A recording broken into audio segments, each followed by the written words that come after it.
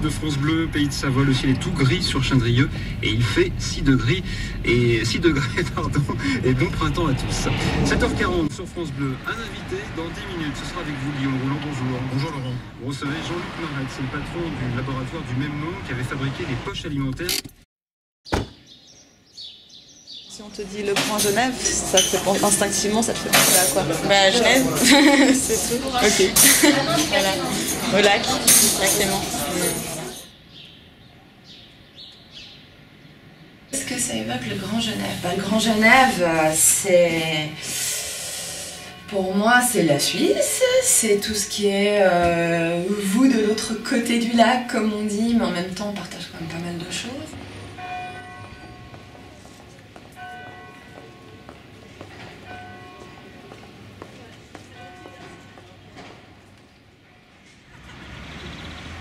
Je trouve ça un magnifique projet, en tout cas pour la région, c'est que du plus, ça c'est sûr.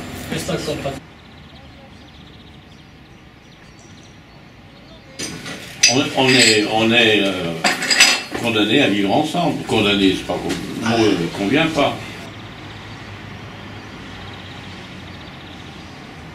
Mais je pense que le projet là, c'est un projet très important parce que ça, je pense, il doit avoir un intérêt réciproque des deux côtés, je pense. Après, voilà, c'est des trucs. S'ils arrivent à concrétiser ça, je pense que ça va apporter beaucoup plus pour la région. Vous êtes sans doute chez vous, à Val d'Isère, et vous me parlez de géranium. Mettez-vous à la fenêtre, dites-moi ce que vous voyez. Certains heures sont approchés de la fenêtre.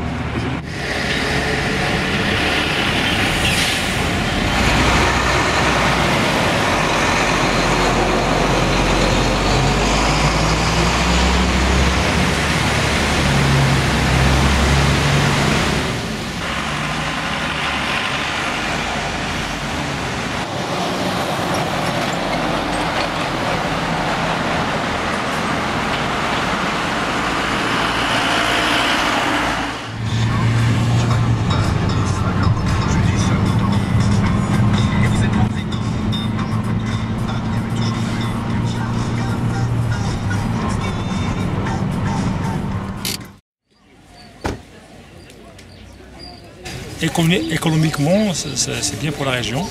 Ça fait juste un pôle, un pôle d'échange et tout. C'est déjà bien pour nous en tant que commerçants, parce que le pouvoir d'achat en France il a baissé déjà.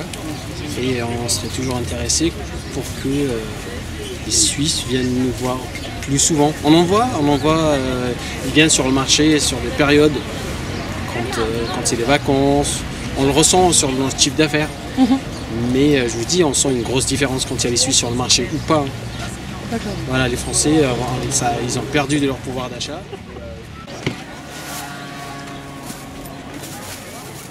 Voilà. Quand tu prends quelque chose là, tu peux y remettre comme s'il y a plus. La dame, elle attendait là. Parce que comment je travaille maintenant avec ça? La ville a toujours été très demandeuse de produire plus de la campagne, c'est normal. C'est comme la ceinture à Paris, hein. Toute la ceinture parisienne, c'est ce qui nourrit la ville. En ville, vous voulez manger quoi à part des goûts de ciment. Donc il faut bien que ça vienne de l'extérieur. C'est historique, c'est pas Genève en particulier, c'est toutes les villes qui sont comme ça, elles sont construites autour. Il y a ce qu'il faut pour les alimenter en aliments consommables directs. Hein. On ne peut pas faire autrement d'une part, et puis c'est naturel et c'est historique, c'est pas d'aujourd'hui, c'est pas... Mon grand-père faisait le marché à Genève, mon grand-père descendait avec le cheval, donc c'est pas d'aujourd'hui. Hein.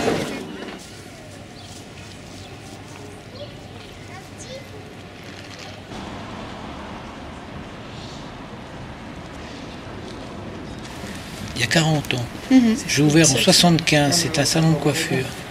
Et toutes les jeunes filles qu'on forme, bon là on a un garçon maintenant, on leur a tous trouvé du travail à Genève parce qu'en fait on a des relations avec les autres commerçants, enfin avec le Bon Génie, avec chez Loro Piana, etc. Moi, j'ai commencé avec rien. Donc, je suis arrivé à Annemasse avec une valise. Donc, si je peux aider les autres, je les aide. On ne peut pas garder quelqu'un qu'on va mal payer. Et s'ils sont bien formés, on nous a eu fait des lettres de remerciement. Hein. Dans les 5 derniers qu'on a formés sont là-bas. Mais il a complètement raison. Nous, on paye des formations et c'est les Suisses qui en bénéficient. Il faut tout savoir parce que la Suisse finance aussi des choses de la France. Hein.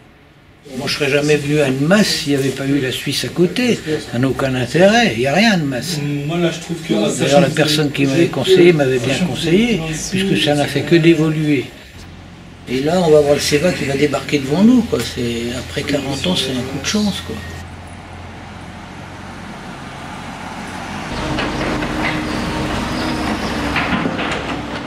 Évident que là en ce moment il se trame des bonnes choses pour la région grâce à cette extension franco-genevoise.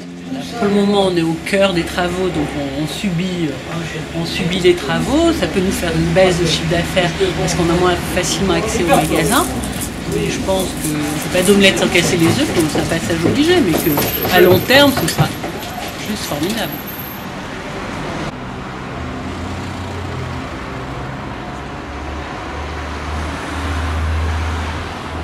Moi, quand je dois me rendre pour dire vers Tournon le matin, quand je vois les gens qui arrivent, la quantité de voitures, je me dis mais comment ils font chaque matin? Ils passent 1h30, 2 heures dans les embouteillages pour aller travailler. Moi personnellement, j'aurais pas le courage de le faire. Perdre à chaque fois 2 heures à l'aller et 2 heures au retour pour aller travailler, même si pour gagner 1000 € de plus, personnellement, je ne serais pas intéressé. Je préférerais travailler vraiment à proximité de chez moi et profiter de ma famille, revenir. Et le CEVA, ça va être un plus pour eux. Pour se rendre sur le lieu de travail plus rapidement.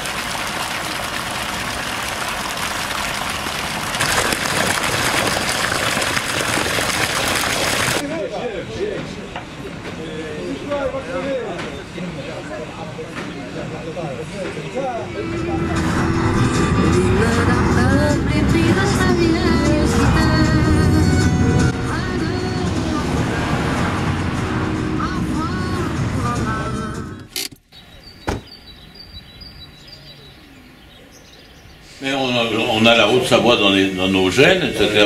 Et puis les relations avec Genève sont des relations où on nous prend un peu pour, on est bien d'accord. Pour des esclaves, pour un certain nombre de choses. Genève, mais c'est pas la Suisse.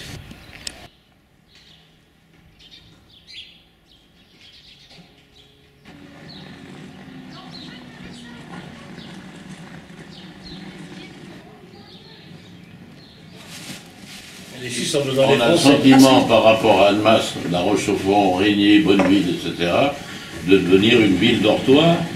Oui, parce que les gens quand ils vont à Genève, etc., ils rentrent le soir, ils vont dans les supermarchés, etc., ils remplissent le coffre, et puis bonjour madame, et ils ne viennent pas consommer. Ils ne participent pas à la vie de la ville, hein, en fait. On ne les voit pas. C'est des gens, ils viennent juste pour dormir.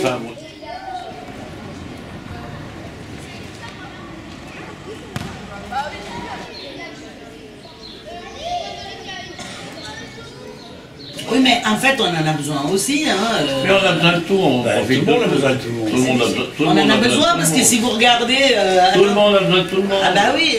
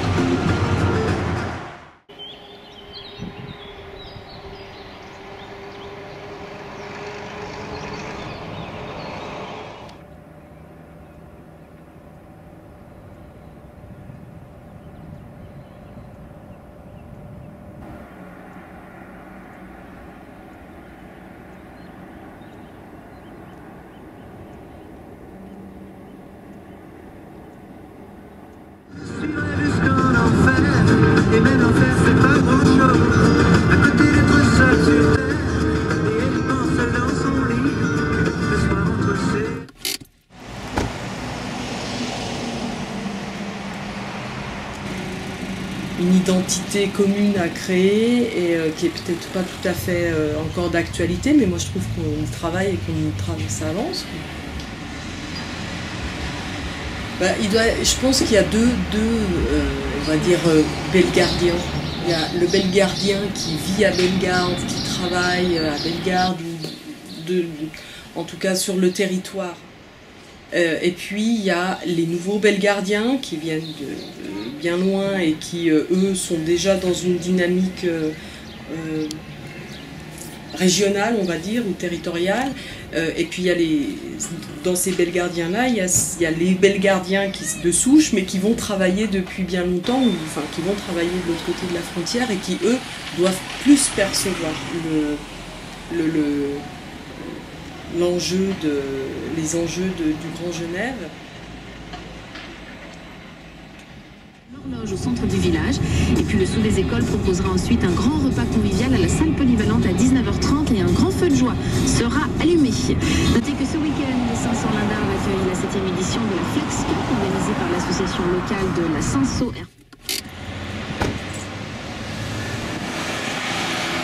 Monsieur a été muté à Genève, donc voilà, on a suivi, mais forcément on n'est pas de là au départ.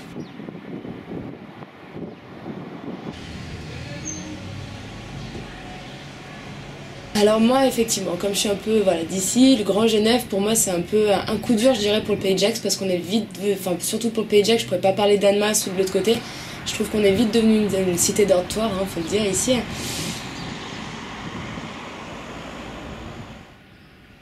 Monsieur, il est tous les jours sur Genève, et nous, on y va régulièrement pour les restos, les sorties, les balades, des trucs comme ça, quoi. Donc effectivement, nous on est quand même très enclavés, on a les montagnes du Jura, quand on va du côté du Jura, je sais pas si vous connaissez, mais c'est perdu, il n'y a absolument rien. Et après pour partir, voilà, c'est ou Annecy qui est à 1 heure d'ici, parce que ça va, on va pas trop se prendre non plus, et on a Lyon à 1h30, mais bon, ça reste un petit coup de trajet, quoi. Comme je vous dis, moi c'est pas forcément économiquement, quand je parle de cité dortoir, moi je suis du côté de Saint-Genis. Et du côté de Saint-Genis, on fait les seules choses pour sortir, par exemple, c'est uniquement des jeunesses qui font des petites soirées. Donc effectivement, on est beaucoup sur Genève quand même, on en profite. Sinon, globalement, le Pays de Gex commence à se développer un petit peu. Mais bon, c'est grâce aux personnes qui ont travaillé sur Suisse, quoi.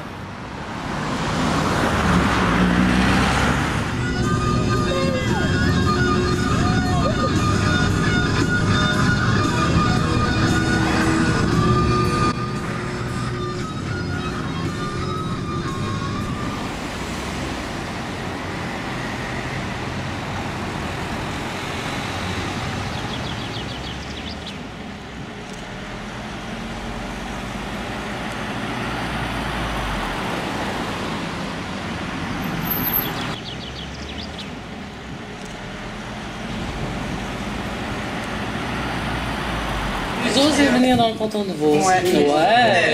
Et mais alors vachement, parce que déménager beaucoup, mais le canton c'est plus dur.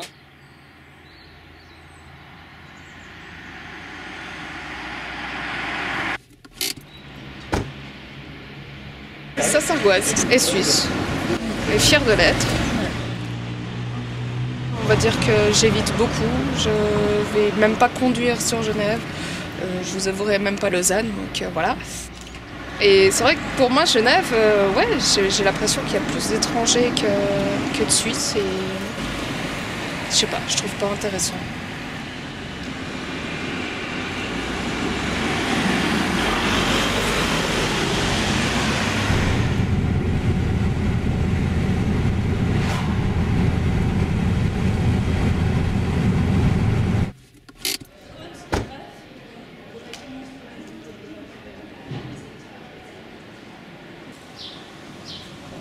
Donc si on essaye de créer le Grand Genève, ça devient régional, c'est une entité, peu importe, France, Suisse, l'important il n'est pas là, il est qu'on essaye de fusionner par rapport à des éléments qui ont toujours vécu ensemble, travaillé ensemble, des échanges qu'ils soient. Le Grand Genève pour moi c'est ça, c'est une utopie parce que la réalité ne sera jamais similaire.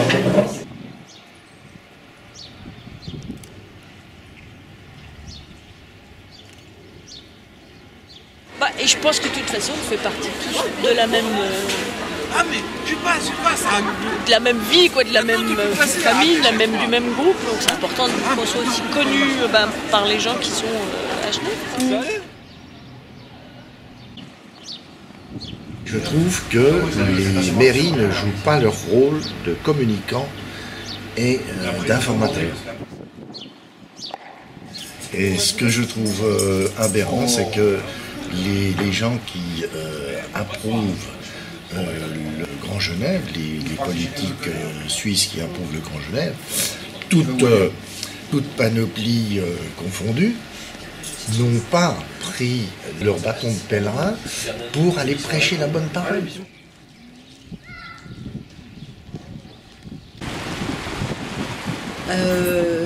Moi, je pense qu'il faudra probablement accentuer la communication et la faire redescendre et la vulgariser pour que la population comprenne les enjeux vraiment, se les approprie et comprenne que c'est indispensable. Je pense que ceux qui perçoivent le plus les enjeux et l'intérêt, c'est ceux qui sont amenés à vivre ce Grand Genève au quotidien, quoi.